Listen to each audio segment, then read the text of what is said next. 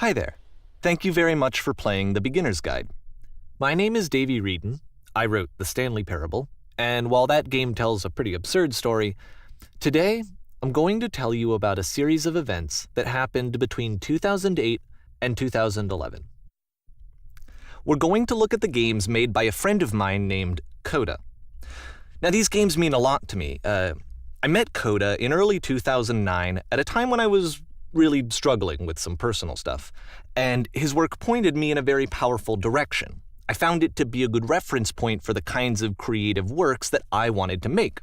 So just to start you off, this is, I think, the first game he ever made. It's a level for Counter-Strike. You can walk around here, by the way. And mostly it's just Coda learning the basics of building a 3D environment. But what I like is that even though he starts from the simple aesthetic of a desert town, he then scatters these colorful abstract blobs and impossible floating crates around the level. And of course, it destroys the illusion that this actually is a desert town, and instead this level becomes a kind of calling card from its creator. It's like a reminder that this video game was constructed by a real person. And it kind of makes you wonder, what was going through his head as he was building this? This is what I like about all of Coda's games. I mean, not that they're all fascinating as games, but that they are all going to give us access to their creator. I want us to see past the games themselves. I want to get to know who this human being really is. And that's exactly what we're going to do here. So, it's 2008, Coda starts making these games, and he never releases any of them. He doesn't put them onto the internet, he just makes them and then immediately abandons them, and they sit on his computer forever. And I think he really understood this image of himself as a recluse. At one point, he jokingly renamed his computer's recycling bin to Important Games Folder. So, this was just how he worked. He tended to crank them out one after the other without even really pausing to try to understand what he had just made, until suddenly one day, he just stopped. In 2011, that was it. He made his last game, and then he hasn't made another one since. And that's why I've taken this opportunity to gather all of his work together, is because I find his games powerful and interesting, and I'd like this collection to reach him, to maybe encourage him to start creating again. And if the people like you who play this also happen to find his work interesting, then I'm sure it'll just send that much stronger of a message of encouragement to Coda. So thanks for joining me on this. If you have a particular interpretation that I haven't mentioned here, or if you just need to get in touch, you can email me at daveywreden@gmail.com. Okay, that's about it for introduction. Let's take a look at Coda's first proper game. As each game is loading, I'll show you the date that it was completed. This first one was made in November 2008.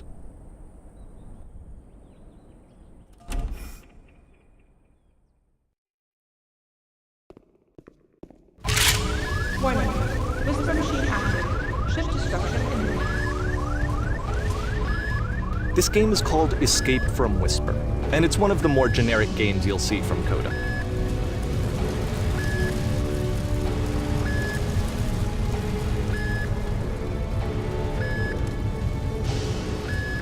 You can click to fire the gun.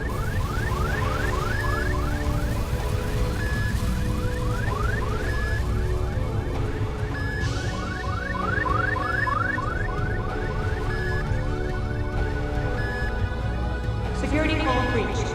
Hostile alien life form inbound. It kinda looks like this game was abandoned mid-development. For instance, you have this gun, which you'd think would indicate that there are supposed to be monsters or enemies somewhere, but then clearly there are no enemies anywhere. You can't even reload the gun when you run out of bullets. But ultimately we don't really know. Maybe Coda thought that actually it was complete the way that it is. And I think that we should talk about his games for what they are, rather than for what they're not. Enemy force neutralized. Begin ship evacuation. I love how you can see the bottom of the universe from this room.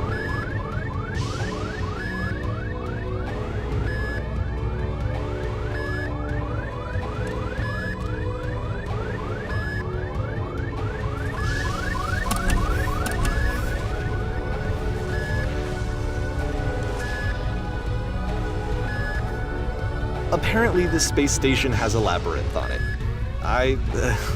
Sure, I don't know.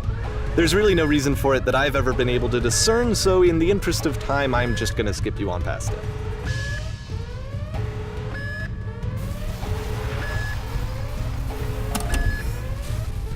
Okay, this is the part that's interesting. The game has this narrative about the whisper machine and how it has to be turned off, and then you get to the engine room. Hey, you there, in the engine room.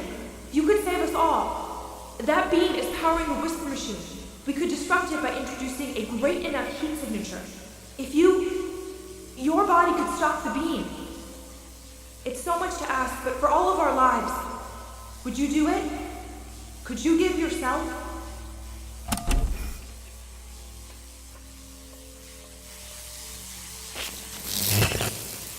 Let me pause here for a second. What you just experienced, stepping into the beam and then dying, is probably what Coda had initially intended when he was developing this level.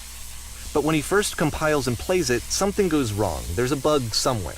And this is what happens instead.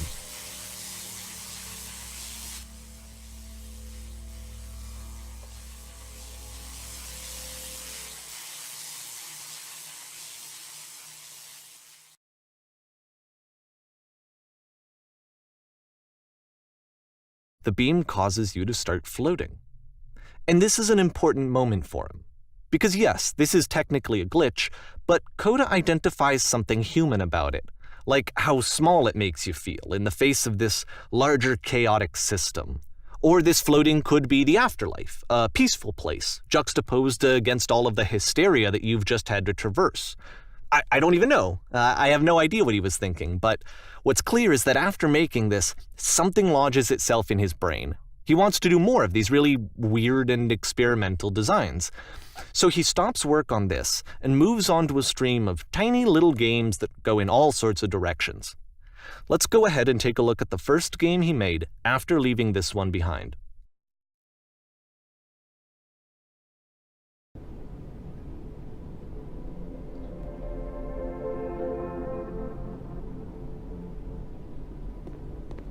Yep, in this game you can only walk backwards.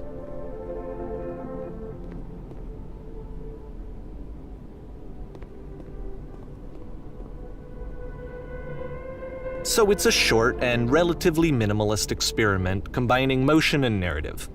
It is less advanced than the previous game, but actually it seems to be more focused, more complete. Coda's trying to give it a unique voice rather than simply basing it on a pre-existing trope.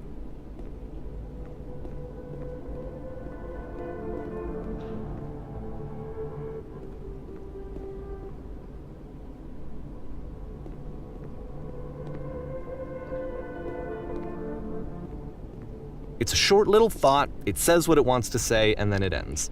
Didn't need anything more than that. Which to me is why it works, because it gets out quick. Okay, next one.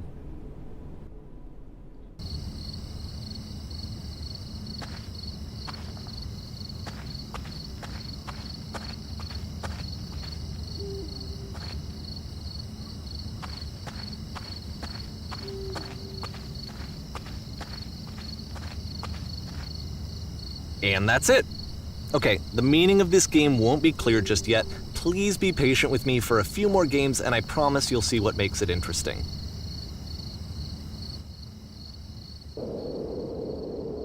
Oftentimes, Coda would put bizarre titles like this one at the start of his games. I wish I'd known him at the time that he was making these early games. He would really only talk to me about his work as he was making it. Once he stopped work on a game, that was it. It was dead to him. And I don't agree with that at all, but what are you gonna do?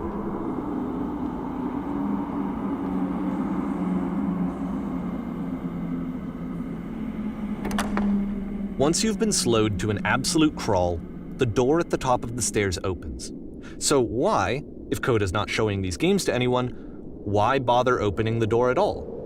Well, to show you, I'm modifying the game here so that when you press enter, it'll bring you back up to full speed so you can enter the door for yourself.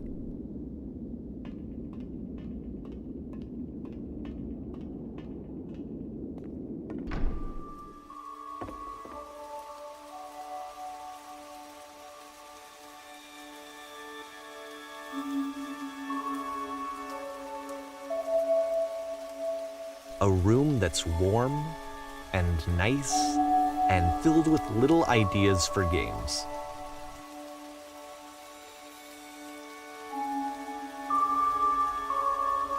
Coda would often tell me that he didn't mind if people thought of him as cold or distant. He said that he knew that he was actually a vibrant and compassionate person, but that it takes time to really see that. It can be a very slow climb to get there.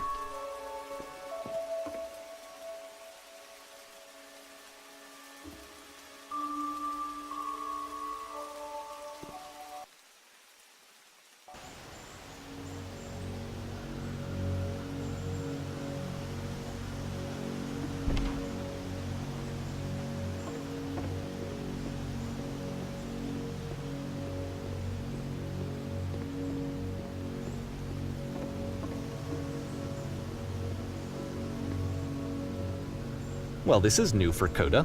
It's an actual puzzle. Go ahead and see if you can solve it.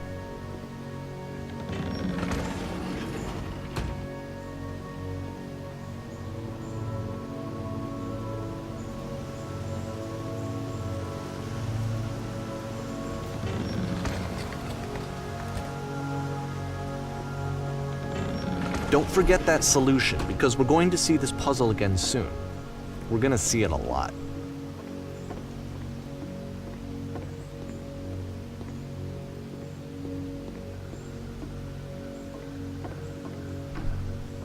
So that seems to be it, right? You walk down a corridor, you solve a puzzle, you get to the end. Simple enough. All right, now I'm going to modify the game again so that when you press enter, it'll remove all of the walls from this room.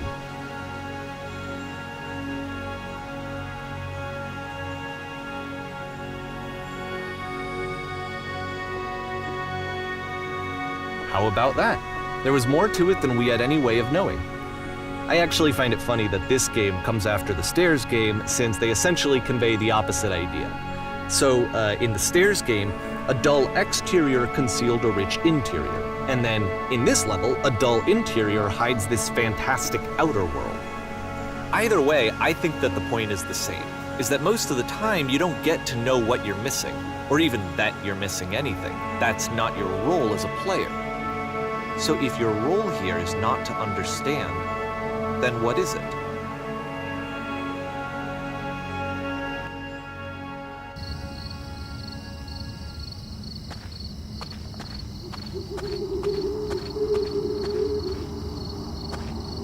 Aha! So, this, combined with the entering game from earlier, tells us that Coda believes his games are connected somehow.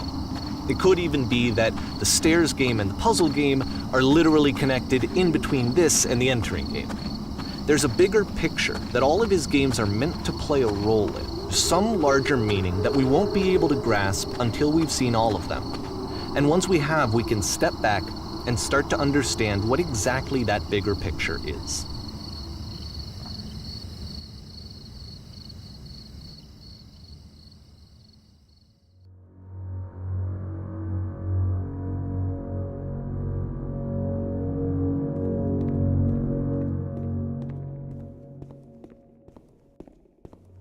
Let's talk about video game development for a second.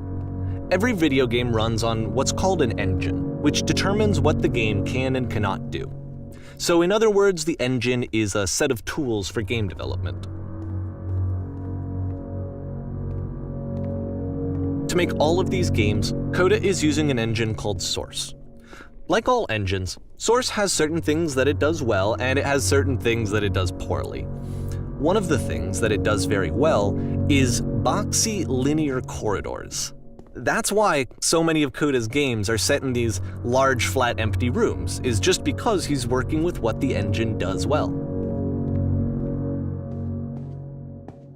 The tools available to the creator shape what kinds of creative work they're going to end up making. You might consider paying attention to the architecture in Coda's games to notice how they seem to stem from an engine that's very good at producing linear, boxy corridors.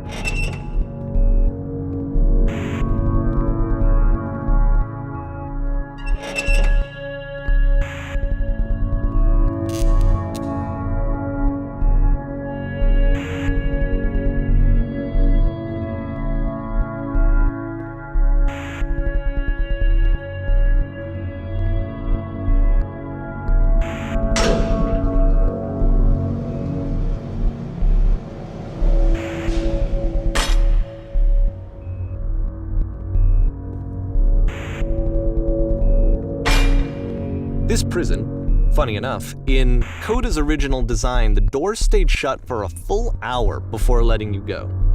If you don't mind, I think we're gonna skip that. This is something that he and I used to argue about a lot. You know, whether a game ought to actually be playable, whether it means anything if no one can get through it. And I would always defend that, all this work goes into the game, why not make it playable and accessible? And so we just got into heated arguments over it, and there was one time that after one of these conversations, he went home, and a day or two later, he sent me a zip file entitled Playable Games that was full of hundreds of individual games, each of which was just an empty box that you walked around in and nothing else. Believe me, I played every single one of those just to find out if there was like a gag hidden somewhere. There wasn't.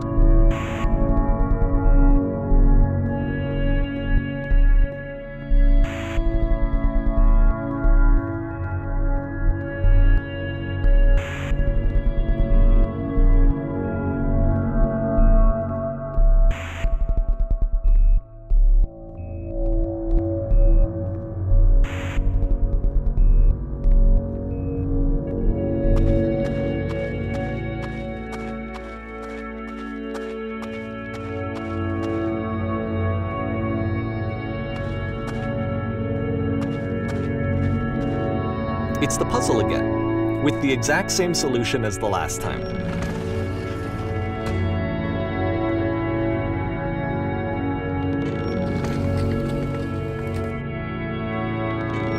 There's still no clear indication of what makes this puzzle so special that Coda is going to return to it over and over.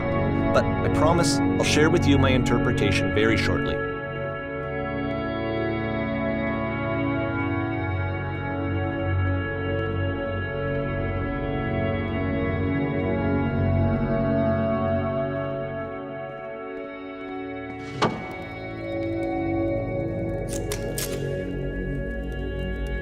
Here, Coda begins using a kind of dialogue system that he fashioned out of the engine's chat capabilities. Use the 1, 2, 3 buttons on your keyboard to respond.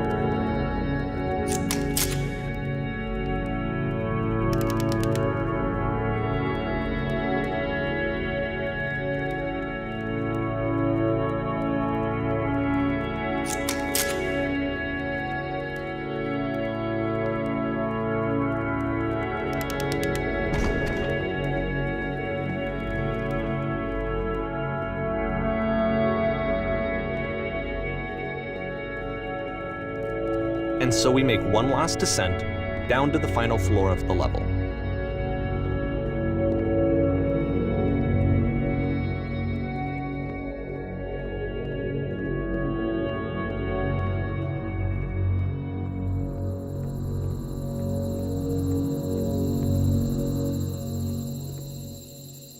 It's a lamppost. Okay, I can't tell you quite why, but for some reason, Coda fixates on this lamppost. It's going to appear at the end of every single one of his games from here on out. I'll tell you what I think. I think that up to this point, he's been making really strange and abstract games with no clear purpose, and maybe you can only float around in that headspace for so long. Because now he wants something to hold on to. He wants a reference point. He wants the work to be leading to something. He wants a destination, which is what this lamppost is. It's a destination. We're going to see it in the work as well. His games are just going to become a lot more cohesive, a lot more fully developed, with more of a clear idea behind them. And as we go, that idea will get clearer and clearer and clearer.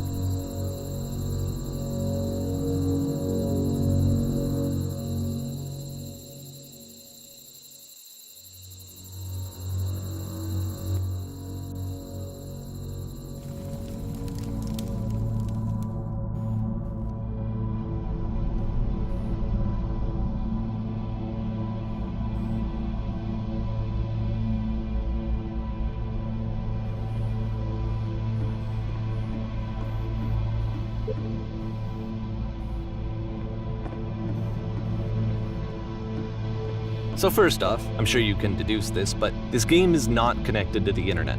All of the notes that you're going to see have been written by Coda. This was actually the first game of his that I ever played. This was shortly after I met him at a weekend game jam in Sacramento, where I grew up. I saw him working on this very level, and it was just so different from anything that anyone else was doing. So right away I was like, I have to be friends with this person. In retrospect, I think I was probably a bit too pushy, trying to get his attention. I was over-enthusiastic. But he was very gracious about it and very patient with me. And I cooled off eventually. Oh, feel free to skip over any of these notes if they're not doing anything for you. Nothing extra is going to happen if you read all of them. Either way, to me they convey a sense of loneliness. I see this person who's filled with thoughts and feelings and beliefs and has no way to express them except as scattered and unheard voices in a game that wasn't meant to be played.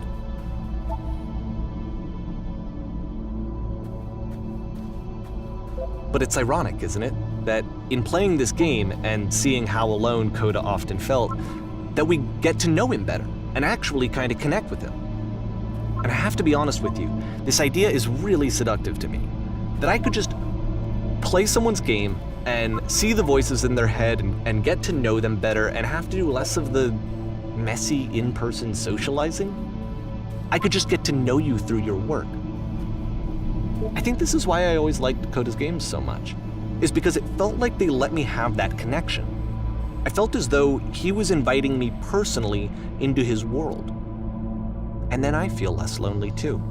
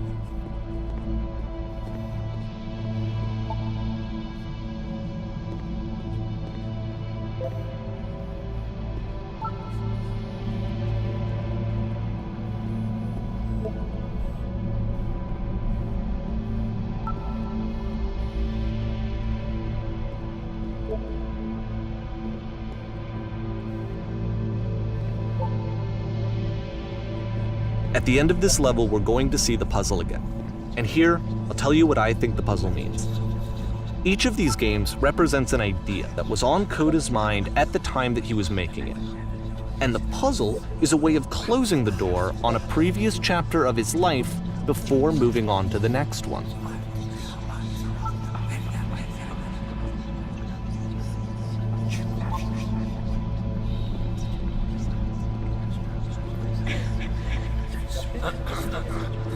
In each of his games, after exploring a theme that, he might find difficult, Coda can then place this puzzle that he knows has a reliable solution, he understands exactly how it works, and so it gives him a simple mechanism for moving on.